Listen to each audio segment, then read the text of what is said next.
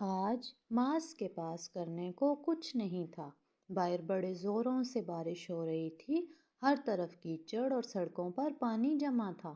وہ پریشان ہو کر بولا، آج دوپہر تو بہت اکتا دینے والی ہوگی۔ مجھے معلوم نہیں اتنا وقت کیسے گزر پائے گا۔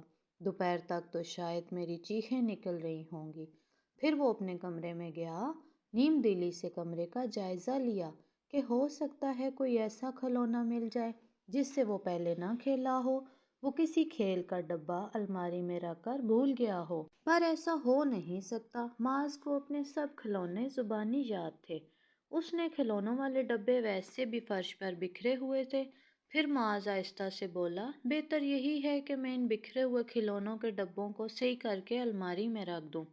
پہلے تو تمام چیزیں ترتیب سے ڈبوں میں رکھتا ہوں کہ کھلونوں کے تو بعض حصے گم ہو گئے ہیں، میں ان کو بھی ڈھونڈتا ہوں۔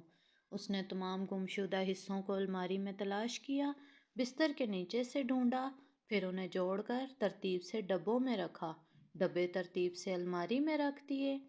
پھر وہ اپنی کتابیں ترتیب سے الماری میں رکھنے لگا اور اپنے کپڑے کپڑوں والی الماری میں لٹکا دیے۔ جب یہ سارے کام وہ مکمل کر چکا تو گھڑی پر وقت دیکھ کر حیران رہ گیا۔ اتنی جلدی وقت گزر گیا ہے، اس نے خوشی سے نعرہ مارا۔ اسے پہلی مرتبہ اندازہ ہوا تھا کہ کام کرنے سے وقت زیادہ جلدی گزر جاتا ہے۔ بجائے فارغ بیٹھنے کے، اس نے فیصلہ کیا تھا آئندہ کبھی بھی فارغ بیٹھنے کے بجائے وہ وقت کام کر کے گزارے گا۔